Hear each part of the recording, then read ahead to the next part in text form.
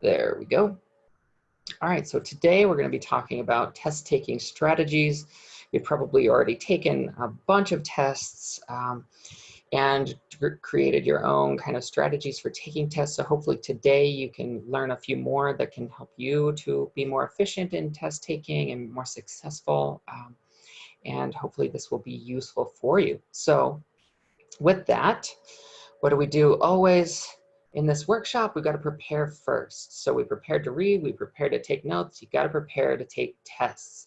And what does that preparation look like?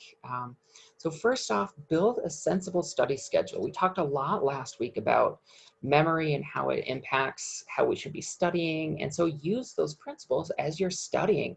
Don't schedule an entire 6-hour block the day before you're taking the test. Do 6 half-hour blocks or 5 half-hour blocks throughout the week, one on every weekday, so that you're rehearsing that information, you're more likely to retain it. So build a sensible study schedule that doesn't feel overwhelming, but is getting you into the material pretty consistently. Next is just use the skills that we've talked about. So last week we talked about a ton of study skills, including flashcards and review sheets and memory tools like mnemonics. Use those things. Take the practice tests that you've created the day before or the week before so that you've got all that information fresh in your head. Just use all of the things that we've talked about and incorporate stuff from the reading chapters as well, like the purposeful reading questions, all of those. Just use those skills. Those will help you, and they're designed to help you do well on tests. Next up is to know the exam format. This can be really useful in that not all finals are comprehensive or cumulative. So if your midterms covered chapters 1 through 7, let's say, you don't really need to worry about studying for those for the final. So just worry about chapter 8 and on. And knowing that ahead of time will really help you to prioritize which chapters, where you want to be spending all of your study time. So know the exam format as well. And something that's helpful to know the exam format is to review previous exams. So this can be a useful tool if instructors allow it, asking for a previous exam, and that way you can see the main content that they included, what types of questions they used. All of that kind of stuff can be very useful. And so you can just ask your professor if they provide previous exams. Not all of them do, but the worst they can say is just no, and then you move on to some other preparation techniques. Next is to speak with your instructor. So letting them know that you're studying and what you want to study. So we talked about this a little last week.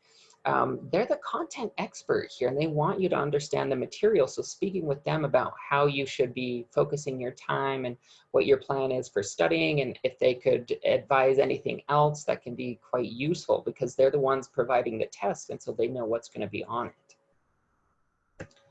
And then finally, when it comes to preparation, stay healthy. Stick to the routine that you already have. If you go to the gym, keep going to the gym. Don't cut your sleep short. Wow, that's tough. Cut your sleep short because you want to study more. You need that sleep. You need to eat healthy. You need to stay healthy so that when you get to the test, you're in kind of the top cognitive condition you can be. And that's when you'll engage the best with the material. But if you're short on sleep and you're not eating well, you're less likely to perform well on the exam as well. So those are just some general tips in terms of preparing for tests. But next, before we get into specific study taking or test taking strategies, I want to talk a little bit about managing test anxiety.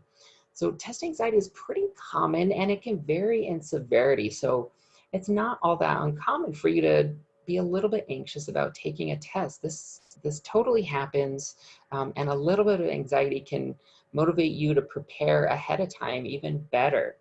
But too much anxiety can really interfere with your performance. So if you're one of the people that experiences test anxiety, let's talk about a couple of the strategies that you can use to manage it. First off is just a basic breathing exercise. So you'd be surprised at how shallow and how quick your breathing can become when you become anxious.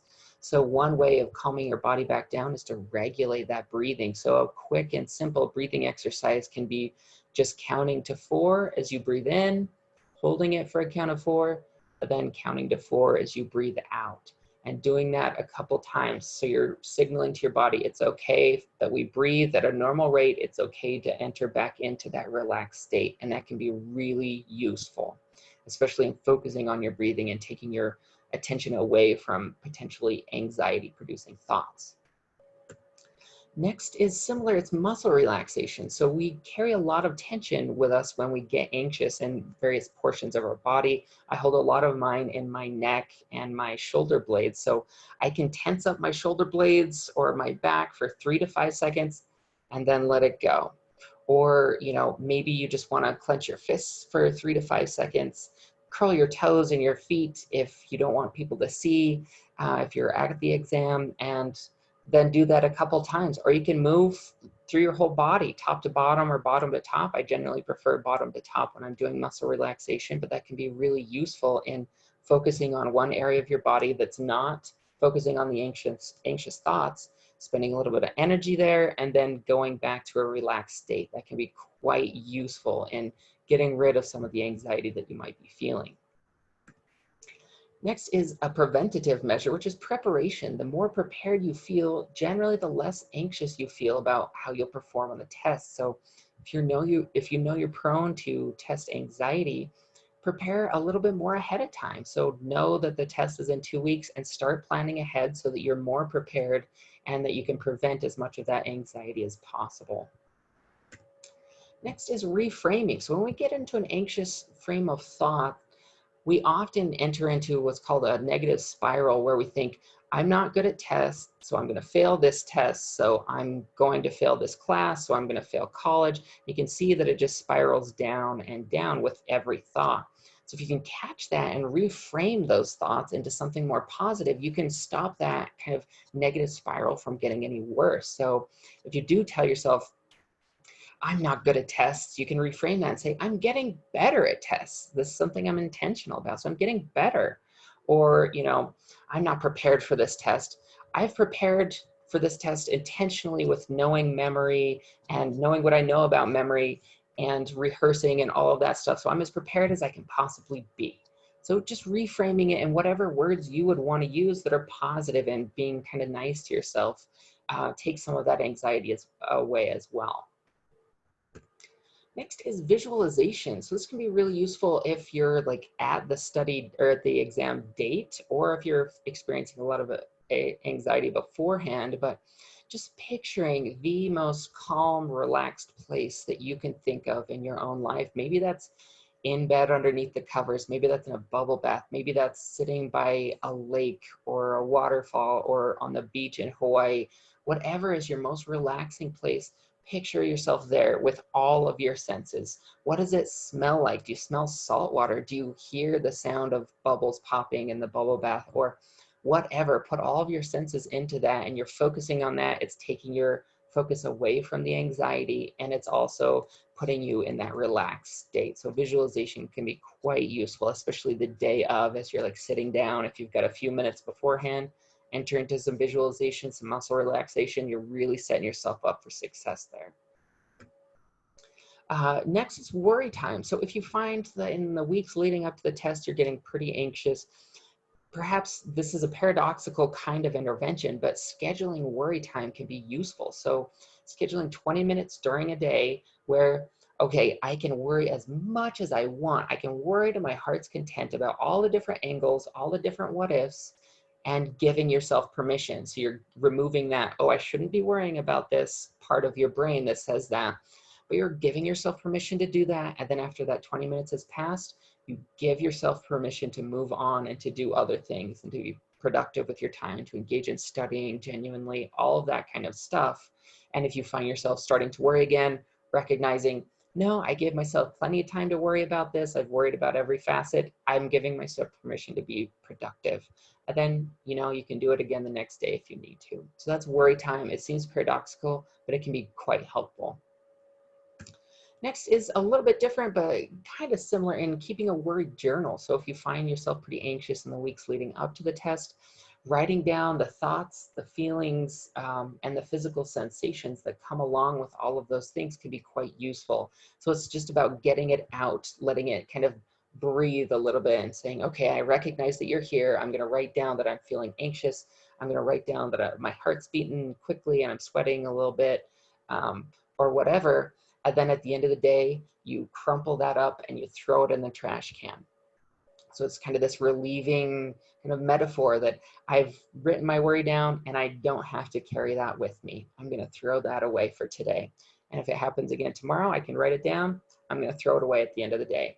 I don't encourage you to keep these because you don't want to just have a record of all the worries you have. It's not useful to be reminded of those things, but to be able to get it out that day, throw it away, can be quite relieving. And then lastly, if this is something that's pretty significantly distressing to you or really interfering with your capabilities in class, seek out resources at campus. Talk to a tutor that might help you prepare better, or talk to a counselor on site. That's what they're there for. They can definitely walk through test anxiety with you and figure out some different methods that might be useful for you, and that's why they're there. So if it comes down to it, please seek campus resources. We have them there for a reason. So that is some of the tips that I would suggest in terms of managing test anxiety. Hopefully that's not too much coming up, but if it is, please feel free to use one of these. If you have any questions, shoot me an email. I'm happy to talk further about any of these. But now let's move into actual kind of test taking strategies as you go into the test. So the first thing you want to do is start smart. And this seems like a no-brainer, I recognize that, but write your name and or student ID right at the top, right as soon as you get there. It's so easy to just jump in the test and then forget to put your name on it. And then when tests are being scored, you don't know your score. You get a little bit more stressed out when everyone else knows theirs and you have to go figure out whose is whose. Just write your name on it right out of the gate and then don't worry about it again. Maybe common sense, but something to be intentional about. Next is read the directions. So read them carefully. Oftentimes the directions will let you know what this test is going to look like, and you want to know if you're going to be penalized for guessing or getting an answer incorrect. So there's a difference between just not getting it right and getting 0 points, or guessing, getting it wrong and getting a point deducted. So you want to know that, and that'll be explicit in the directions. I have to say it's more common for you to get 0 points for something than to get negative. But if that were the case, you would really want to know that unless you're certain, you don't want to guess and lose even more points. So read the directions pretty carefully. Next is preview the questions and budget your time. So if you've got 50 questions and you've got 60 minutes to take the test, you've got a little bit of leeway in terms of over a minute per question, but maybe you can move through some pretty quickly and you can save some of the harder ones for having a little bit more time to think about, or you've got essay questions. Just preview the questions, budget your time, and then stick to that budget. Next is just start with the easy questions. So there's a couple of reasons for this, and the first one is that you can increase your confidence that you know the material as you go through the easy questions and just, yes, I know that, yes, I know that. Wow, I'm tearing up this test, I'm doing great. So just start with the easy questions. And the second reason is that you give yourself even more time to think about some of the harder questions as you go through the easy questions fairly quickly. So it's helpful to just start with the easy ones and then move to the hard. So that's kind of some general test taking strategies in terms of starting smart. Now let's talk about specific types of tests and how you can kind of add some strategies to these. So we'll start with multiple choice. The first thing I would recommend is try to answer the question before you even see the responses. This is helpful again in a couple of ways. So first off, it can help you feel more confident about knowing the material. So if you know the answer is, Australia, and then you see A, B, C is Australia, you're feeling pretty confident. Yes, I know this material, I'm feeling good about it. But it also makes you kind of second guess yourself less when you already have the answer in your head, you find it, you're not bouncing between, oh, is it B, is it C, which one should I choose? You've already got that in your head, and so you're less likely to kind of bounce between answers. So that can be quite useful. Next is mark any questions you skip. Again, this might be kind of a no-brainer for some people, but I feel like this is so easy for me to skip questions and then not go back to it. So I want to be intentional about this, that if you've got a paper, pencil kind of test, just put a little mark out to the side of the question, and until all those marks are gone, you're not finished with the test. And it's so easy to be running low on time and forget which ones you've skipped and which ones you haven't. So if you can, mark any questions that you skipped so you don't miss those points. I can attest to it. It's so easy to do that and just skip them and forget to go back. Next, if possible, cross out all of the wrong answers. Usually if you get stuck on a question, you go back and you reread it a couple of times, and then you reread each answer. But even if you've ruled out D, if you don't cross it out, you generally tend to read that option and you're kind of wasting time. So cross that out and then reread the question, and you've just got kind of the 3 there to choose from, or whatever. And obviously the more you can cross out, the better. So if you cross out 1 and it's, you know, A, B, C, and D, you just increased your chances of getting it right from 25% to 33%. If you can cross out 2 more, you bump it up to 50%. So cross out the answers that can help save you some time.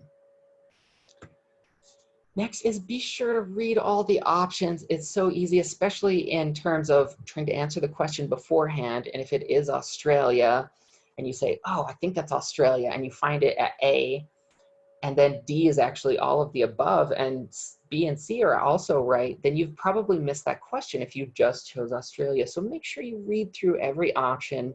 It's very useful to know that an all of the above or a combination of B and C or something is in there before you start choosing options. And then look for mismatches in how the question is worded and then how the answers are worded. So if the question is asking for a noun, you can throw out all of the verbs, or just use the language in the question to help you in finding the answer. So if, say, the question is, what organs in the body are susceptible to cancer? And it says like brain, lung, colon, and then D is foot. You can throw foot out because you know that's not an organ, unlike the other 3. So you've already kind of narrowed your choices down. So look for the language in the question and use that to help you find the correct answer. Moving on in multiple choice is look for clues in other questions. Sometimes you can find some clues, and if you were pretty certain in question 5 that the answer was, you know, whatever A, and it meant this, and that has some bearing on this question, stick to it because you were confident before, and if that pans out, then you're going to want to stick to it and use that answer here. Or if that informs part of the answer here, use that. So sometimes you can find a clue in past answers that you've already filled in to help you on questions that you're currently facing. Next, and this one's a pretty big one, look for conditional and unconditional language. So oftentimes a multiple choice answer will have something like always happens or never happens. You should really shy away or be reluctant to choose always or never in your responses, because we don't live in a world of absolutes when it comes to what we're learning in college. Many things are conditional upon other things, and that makes it so always and never are seldom right. If the answer says something like generally, typically, stuff like that, that's more often right. So look at those conditional uses of language, and if it says always or never, stay away from those unless you're absolutely positive. And if it says usually or typically, those are more often correct.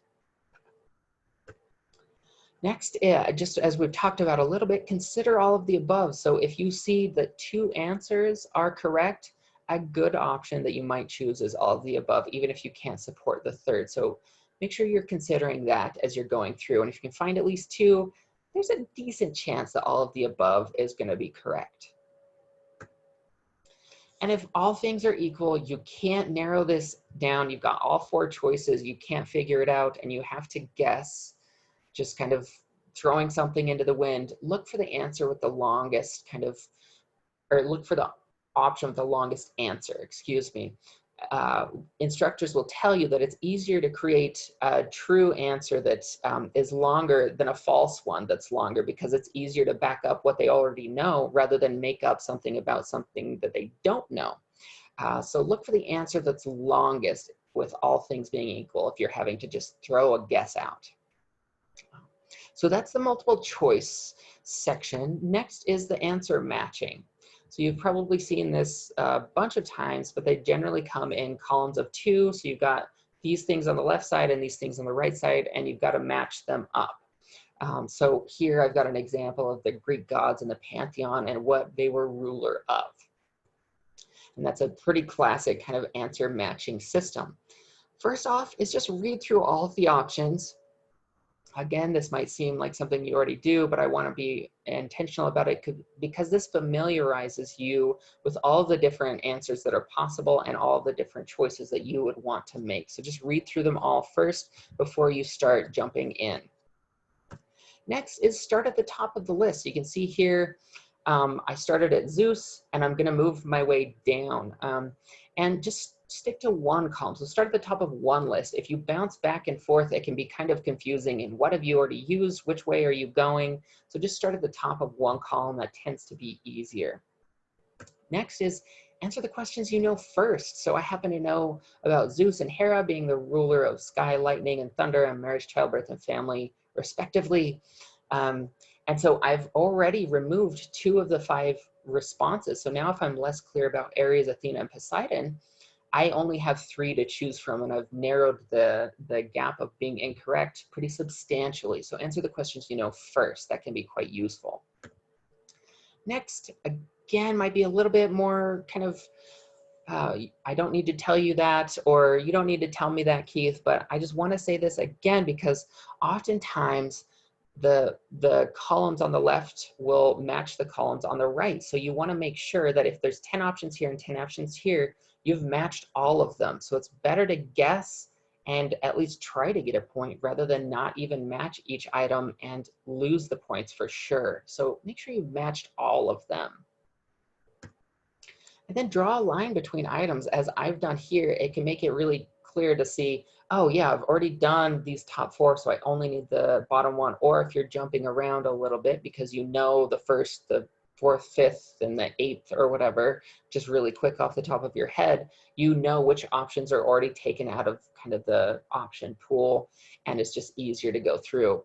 And it also makes it easier to double check your answers because you can see, okay, Poseidon is ruler of seas and water. Okay, Athena, I can see this. Ares, I can see this. So you just got a clear arrow directing which answer goes where. And if you've written it down, this can also be just kind of a double check for you. So that's what I would recommend in terms of answer matching strategies. So let's move into fill in the blank types of exams. So I've got an example here. SMART goals are specific, blank, achievable, blank, and time limited. So we remember that they are specific, measurable, achievable, relevant, and time limited, right? So those would be the correct answers here. You've probably seen these 100 times, 1,000 times. But as you're taking exams that have fill in the blank questions, think about the key concepts, the key dates, what are the main topics in the class, because these are what the instructor wants you to walk away from the class knowing are these main concepts. So oftentimes, these will be the correct answers for fill in the blank. So think of the main concept and how does that fit into the blank. That's often correct when it comes to that because the instructors want you to know this information, so they'll reiterate that on the exam. Next is write at least something. So I've said this a couple times now, but more kind of explicitly when it comes to filling in the blank is just write something. If you don't get penalized for guessing, at least try. And that way you have a chance of getting points rather than knowing for sure you're not going to get any. Then check grammatical fit. So if, you know, the blank appears to be an adjective word, you don't need to think about, or if you find yourself trying to use a noun or a verb or something, that's probably not right. So think about grammar and how that fits because the sentence should make sense at the end. So think about grammar and how that would affect how it goes. And if it's, you know, if the fill in the blank sentence is in past tense, your answer should be in past tense. You know, your instructor might take some points off for not using correct grammar or correct tense or whatever it is, but you just want to be safer rather than sorry. So make sure you're checking that grammar as you go. And then once you've filled out all of these, go back and check your work. make sure that the sentence makes sense. Did you put in something that is in the past tense when it shouldn't be? Did you put in something that doesn't quite capture it, or the sentence is kind of stilted after it gets to the word that you've put in? If so, rethink what you've put in there and try to put something in that's going to fit with the sentence and going to be a grammatical match. So that's fill in the blanks. I recognize that I'm moving kind of quickly through these just because there's a lot of strategies, and I invite you to go back and watch this video again if you need it. It's going to be uploaded and going to stay there for a while. So next, we're moving on to true or false. So true or false tend to be a little bit less anxiety provoking, but I think there's still some decent strategy we can use in kind of attacking these types of tests or these sections of tests.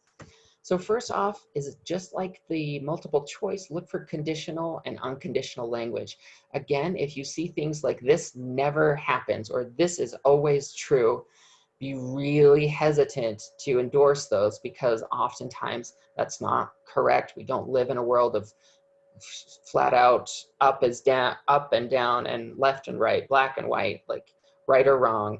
These conditions, you want to be really kind of hesitant about them. So if you see typically, generally, those you should be gravitating more towards in terms of those being true, whereas the more strong conditional language like always or never are more likely false.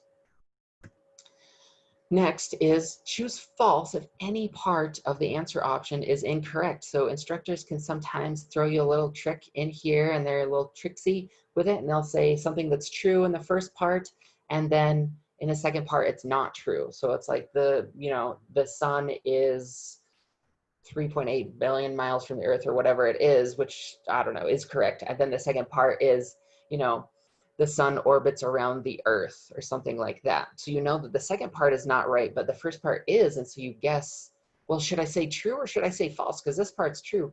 If any part of it is false, it's kind of spoiled the response. So go with false. Next is rewrite double negatives because they just kind of confuse your head when you're trying to talk to yourself about it. So you're thinking, like, I never, don't, do, something, something. You got to kind of do some mental gymnastics. So rewrite them. So say this is your sentence that you get, and you've got to say this is true or false. And it says the sun will never not rise in the east. So that's just hard for you to comprehend with the double negative. So just take out the two negatives here. And if that's right, then put true. So the sun will rise in the east. That's true, so I'm going to say true. You just removed the double negative that's making you do some mental gymnastics and helped yourself in kind of conceptualizing what is true and what's false about this sentence. So just rewrite those, put an X through the negative parts, and it'll help in terms of kind of conceptualizing what you're being asked.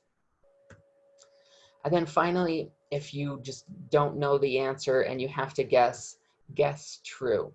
So the instructors of this book that we're using, Connections, Empowering College and Career Success, can attest to the fact that it's easier to write a response that's true than to make up one that's false. So if you're in doubt, just guess true. And then the final kind of strategy in terms of taking tests is for essays. So these can be a little bit more daunting because they require a lot more kind of writing and there's a little bit more instruction involved usually. So here's hopefully some useful tools for you. So the first one is read the question carefully. Oftentimes these have multiple parts to them. So it'll be like, define the two competing theories, and then talk about which theory you would use. Support your theory with one journal article or something like that. And so circle all the parts that specifically ask you to do something. So circle the two different types of, or defining two different theories. Circle the synthesize these theories, or why you would use these theories, blah, blah, blah, blah, blah.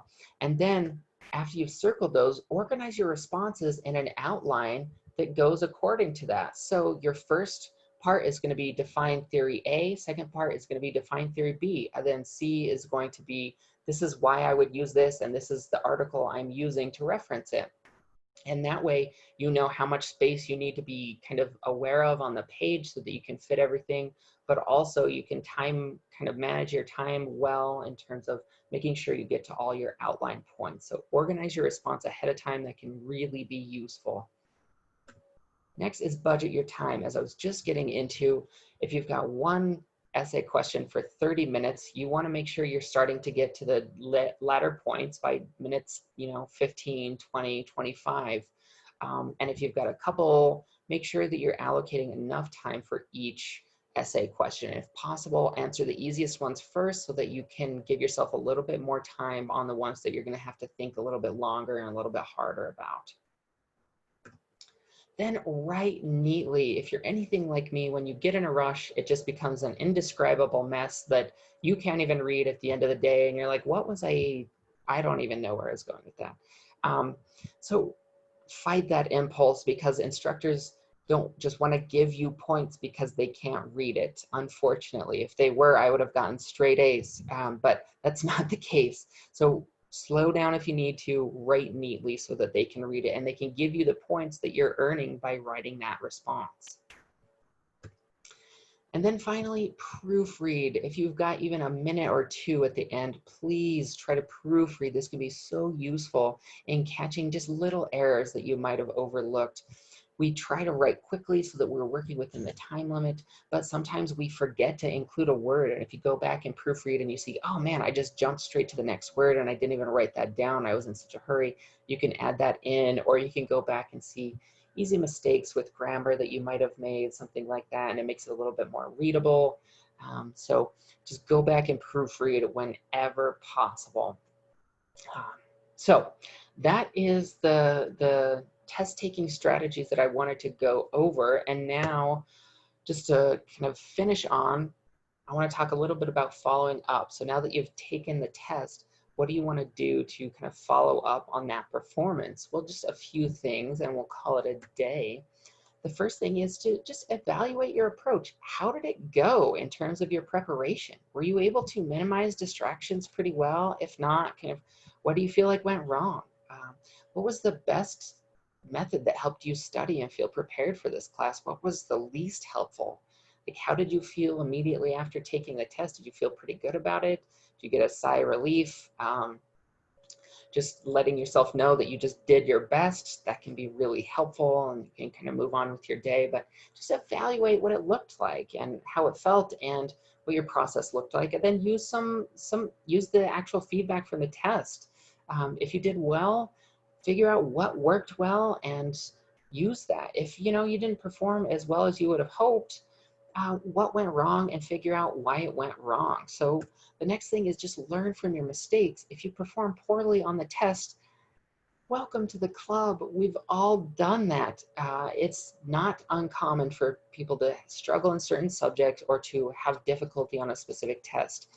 But the best thing you can do is not just get upset and kind of wallow in it or something like that, but learn from it. So what do you feel like didn't work well? What were the areas of the test that you had the most trouble with? I would encourage you to talk to your instructor here. They probably won't be mad that you didn't do well on the test. What their objective is for you to learn the material, and the test is their way of assessing that.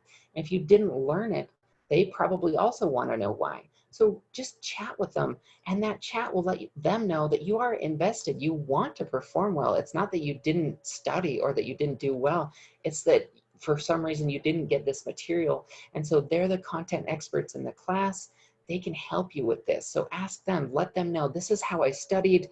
How would you kind of encourage me to study for the next time? Because I don't want to do poorly on another test. And they can be a real advocate for you because their job is to teach you this material. And so hopefully they'll be pretty enthusiastic about helping you if you don't perform well. So I have yet to talk to a professor who was upset with me for performing poorly on a test. It certainly happened that I performed poorly, but when I talk to them, it's more about like, oh man, what happened that you weren't able to do as well as you had hoped, and let's figure this out and work together. So that's what I would encourage in terms of follow-up. I know that was, again, a lot of material. I tried to go through it kind of quickly, but there's just a lot to cover when it comes to tests. But that is the end of the workshop for today. So I'm going to stop the recording, and I'm happy to answer questions.